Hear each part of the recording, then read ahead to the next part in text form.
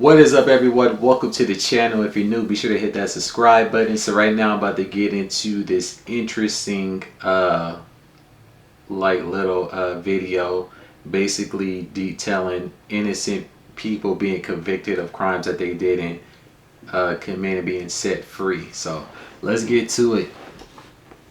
Presented by Court Cases YouTube channel. This first case is a wild one. Richard Jones spent 17 years in jail for a robbery he didn't commit. However, every eyewitness to the crime confirmed him as the suspect. 17 years. The question is, how can Jones be innocent if everyone saw him do it? It took y'all 17 years to get it right. Pay close attention, because there's more to this mystery than first meets the eye. Nearly 20 years ago, Jones was charged with aggravated robbery in Kansas City, Kansas, after being accused of trying to steal a purse in a parking lot. Jones had provided an alibi, and no physical evidence ever linked him to the crime. The victim told police the suspect was thin to medium build, tan, with dark hair pulled back. And out of a photo lineup of 6 mugshots, Jones was identified. That eyewitness testimony landed him behind bars. No DNA, no physical evidence, and a solid alibi were all $1 million for every year he was in there. Richard out of the lineup. It was described as picture perfect. Did you catch it? That's crazy. Same hairstyle, same skin complexion, same beard type. Just look like the faces. One face is slimmer, the other face is fatter. Out of the lineup. Eyewitness misidentification is greater than 70% of DNA. Eyewitness misidentification and greater than 70% of DNA exonerations. Crazy. It was described as picture perfect. Did you catch it? Would you believe me if I told you you've seen 2 different people? Believe it. We are back with a case of mistaken identity that forced a man. Crazy. That is. And 7. Look at that. His beard, they obviously get the same cut or whatever. Eyebrows different. He got caterpillar eyes. Dude on the left doesn't. Dude on the left mustache is a bit thicker.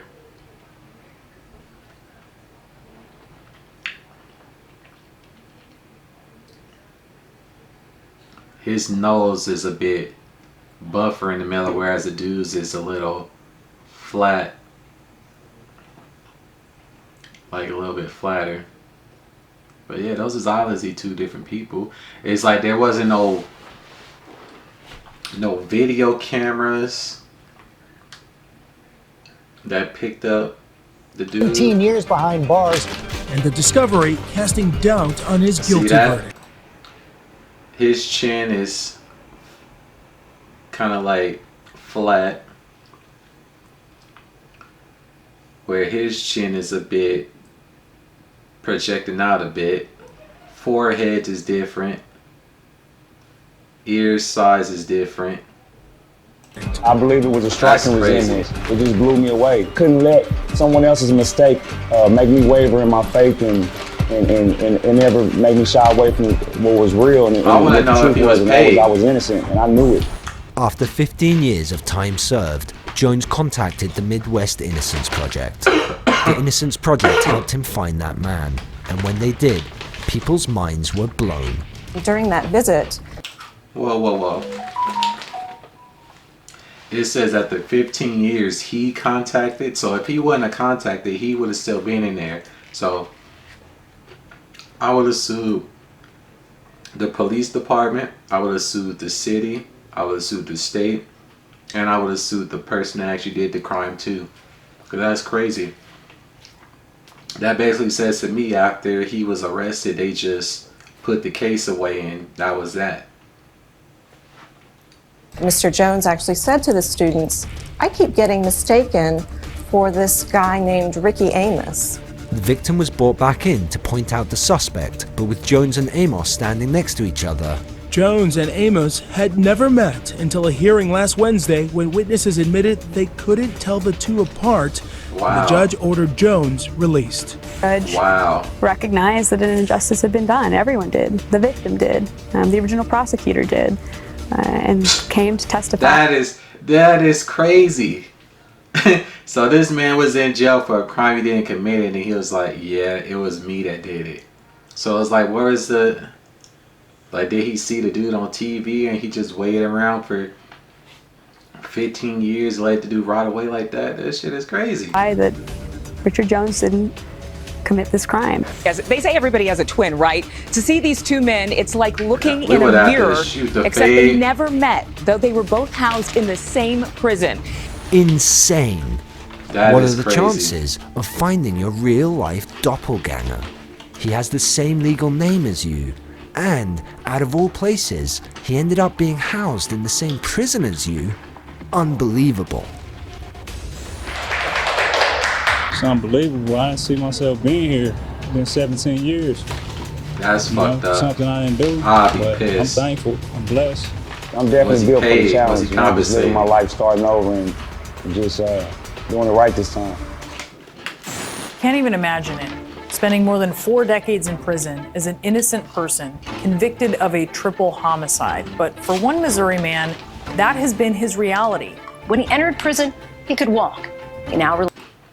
That's, man, this next one gonna be a zinger too. Let me go back. Richard Jones. I want to know if he was compensated. Because if he wasn't compensated, that's foul. Oh, sorry about it. Nah, fuck that. So he ended up getting charged again for something else. That's what it look like it's saying. Let me see.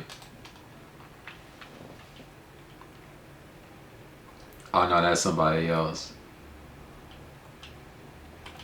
Let's see if we can find it. Man who spent 17 years in prison for a crime his doppelganger may have committed gets 1.1 million. That's it.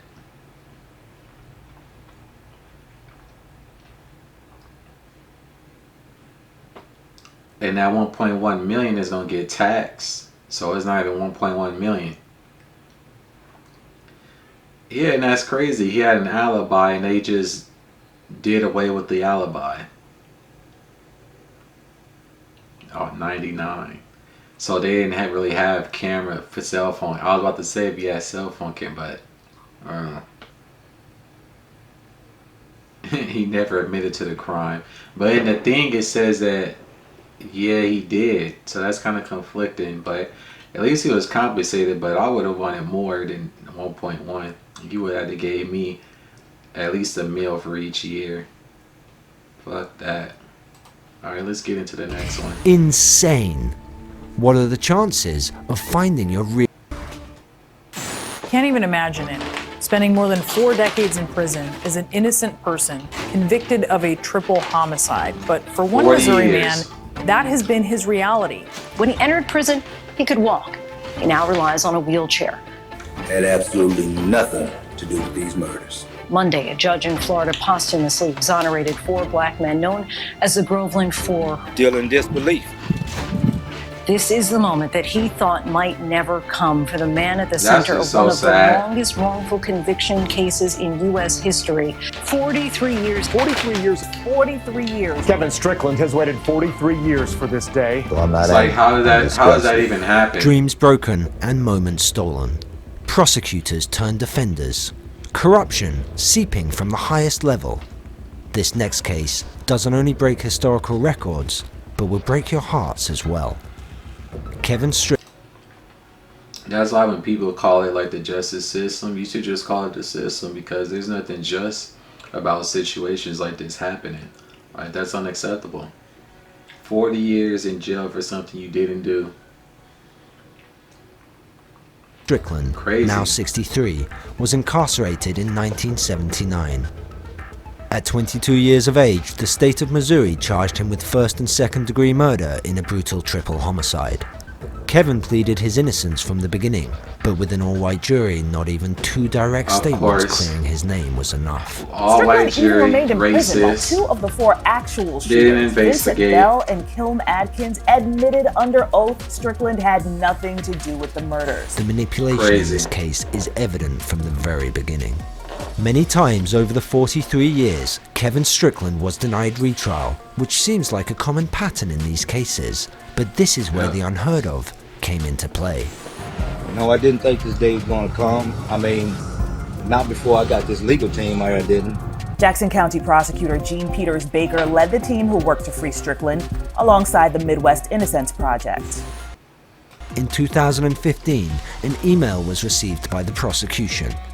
The most important piece of evidence was a recantation of a witness. She has since died, but she really did a good job documenting her recantation. So on her deathbed, we believe it to be a very credible recantation.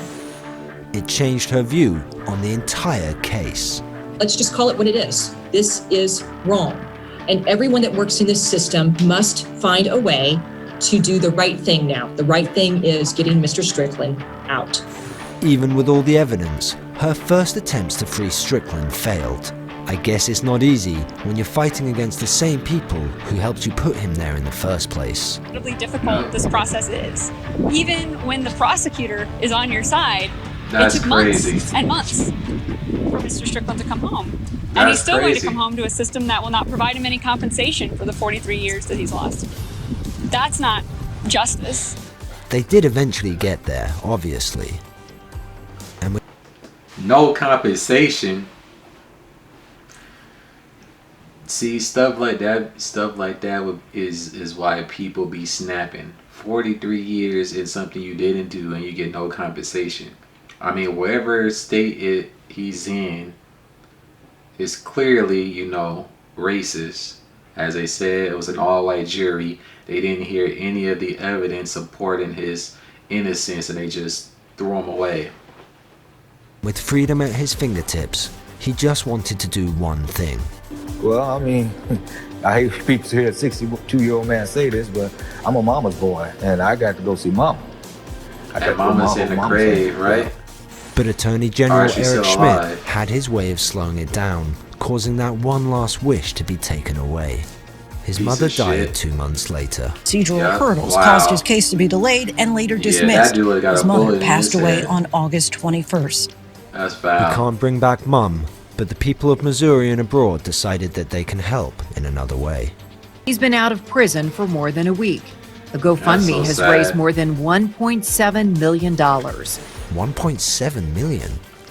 It The doesn't state equal should have 43 been paid years, that. but I do think that will help keep him out of a cardboard box. And maybe a little more. You know, I've never been on a beach, not even a man-made beach. And I want to go out far in the ocean where you can't see any land, any direction. And not just go out there, but get in that water. I want to feel the power, of God's But he grace, in a and I want to feel that wheelchair. water. Man. Stunning development in That's a murder crazy. case NBC News has been following No for nearly 20 compensation. years. On our way to see an inmate by the name of Richard Wow. Rosario. Rosario was convicted in the 1996 murder of teenager George Colanzo in the Bronx. His story has never changed. Did you shoot him? No. Why are you here? Sometimes I'll hear about a case that sounds so outrageous. It makes me wonder, what if it's true? One of two things was true. Either Richard was innocent or I had a law enforcement officer lying to me. I'm never gonna lose hope. They have to take me out of here in a box. I'll never lose hope, no matter how long I'm here. June 19th, 1996, in the Bronx, New York, 17-year-old George Colanzo was gunned down in cold blood. 2 weeks after the murder, his friend and a food cart owner who witnessed the crime were asked to look through a lineup of photos. The man they both picked out, 20-year-old Richard Rosario, who was in Florida State at the time of the murder. Unbeknown to Rosario, he was now a wanted man. So if he was in Florida State at the time of the murder, how you gonna charge him? See, shit like that don't even make sense. He gets a call from his family explaining being wanted by the NYPD. I As soon as my mother told me and I spoke to my sister, I spoke to my wife, and I found this out, I mean, I just came back. Nah, I would have stayed. What he expected. Within hours, he was handcuffed, arrested, and considered the sole suspect in the murder of Collazo. Yeah, laziness. They didn't want to do the work. That night, and he did give a statement to police where he names 13 people who he said could confirm that he was in Florida, and he also gave them a copy of a bus ticket showing that he had taken a Greyhound bus from Florida. So if detectives were given names, addresses, phone numbers of the people who could place Rosario in Florida on the day of the murder, then how did the jury find him guilty 2 years later? Because they wanted him to be If you're not guilty. a fan of corruption or injustice, you might want to look away. That's the exactly newly joined Exoneration Initiative. Improve your move with Spectrum. Unpack the best entertainment with Spectrum TV and get a fast. That's what be going on with these cases. These judges, juries, and prosecutors be paid off for giving something under the table and having these people be fall guys for stuff that they didn't even do. Managed to get Darcel Clark, the new district attorney, to re-examine the case. What they found was downright dirty. Well, yeah, after I spoke with the alibi witnesses, they all told me that no one from the NYPD or the DA's office or anybody ever called them. He gave a statement. Of course they did. And gave them some addresses and phone numbers, including yours. Did anybody ever call you? Not a single phone call. No one from NYPD called me just to confirm if what he was saying was true. We've thoroughly interviewed a number of witnesses, his alibi witnesses. We interviewed our witnesses, just every single angle we looked into. I don't feel now that I would be able to prove his guilt beyond a reasonable doubt. And that is the burden of proof that I must satisfy. But what she didn't mention was one, the detectives withheld the fact that George's friend could not pick Rosario out of the lineup, and two, the food truck witness didn't even see the gunman in the first place. As his family looks on, Rosario is led into the courtroom. Shackled. Did he get compensated? That the defendant did not receive effective assistance from counsel. He consented to the release of the defendant on his own recognizance.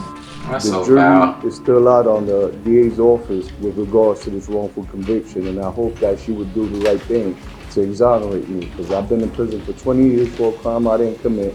My family didn't deserve this, I didn't deserve this, nor the victim's family or the victim. And I hope this this conviction is not just vacated, but exoneration is given to me. Now there's one more moment you need to see, but this one comes with an interesting request. Rosario did the unthinkable. He asked for the murder case against him to remain open until his name is clear. The public should know the truth. The families of the victims should have that clarity and that peace of mind that, you know, a murder is not in the street and that their son received the justice that he deserved. If I had to spend every day of my life in prison to prove my innocence, I would have been prepared to do that. I'm innocent, and I'm gonna always be innocent no matter what the justice system does. Smith was a bus driver for the Lorain County Head Start program. Crazy. She took the kids to daycare and drove them home. Everything was fine until a call from her boss. It was May 7th, 1993 in Lorain County, Ohio, when Nancy Smith was going about her daily duties as a bus driver. Little did she know, her day was about to enter a head-on collision with a level of injustice which left her in pieces. The catalyst of this collision, another typical Karen. That is when they told me that a mother on Friday had made allegations against me saying that I did not take her daughter to school and that I had molested her daughter. Whoa. And I was like, what are you talking about? And then the nightmare began. The mother claimed that the kid was taken to Joseph Allen's house, who was also described as Nancy's boyfriend. I've never met him, I've never talked to him, I've never even seen him. Then came the trial. First of all, you read the trial transcripts and the police records, and the children are changing their story. I mean, when you're innocent, you don't think that, you know, that people are going to believe these lies. You know, you just think, you just trust your justice system.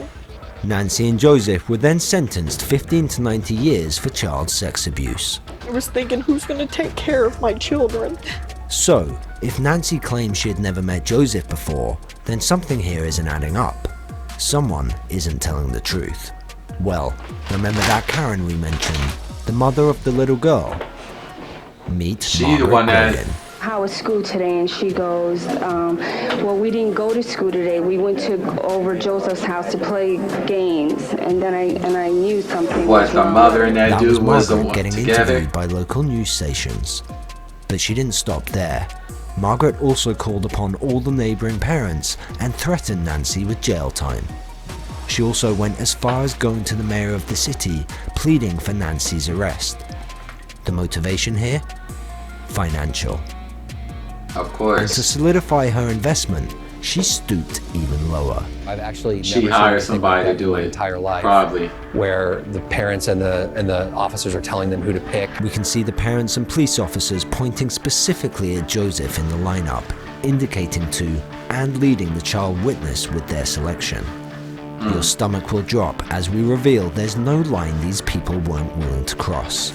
It's sort of sick to say, but people, it appears, were making these allegations for monetary gain. The bus company was sued and the parents received millions of dollars. So, case closed, right? Another unjust conviction that ruins an innocent woman's life?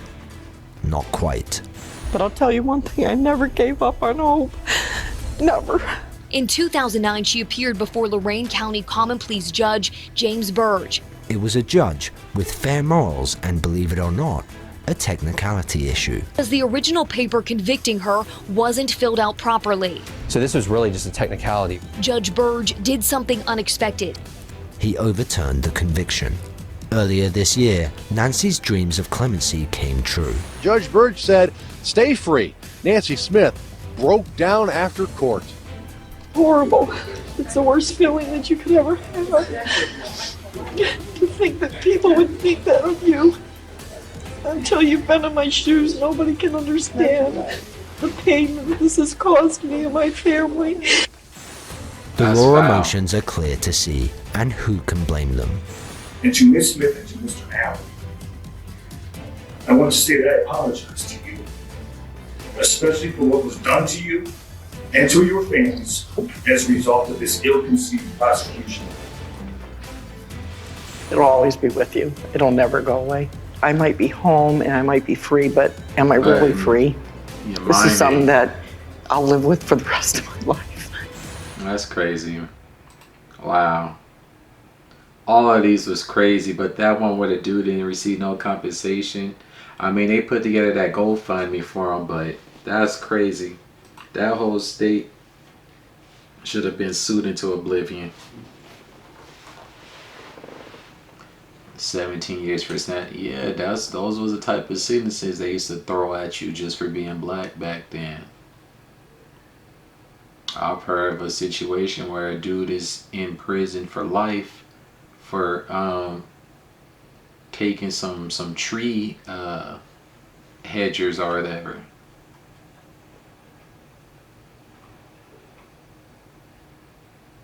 And 43 years, I didn't let him see his mom on purpose. Well, I got really angry that the supposed people of justice.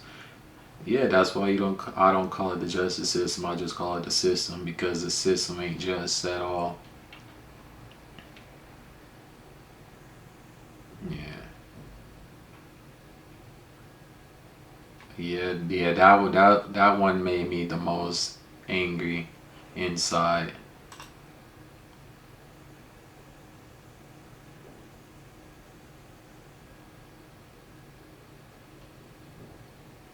Crazy. That's crazy. But that's going to do it for my reaction. Appreciate you all for tuning in. Be sure to drop a like and a comment below. Let me know what you guys think about these situations.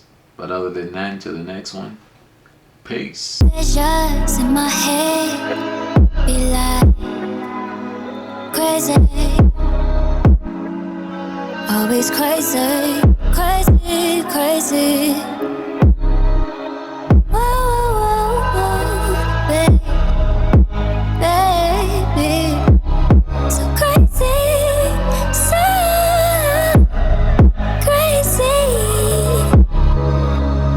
Visions in my head be like crazy,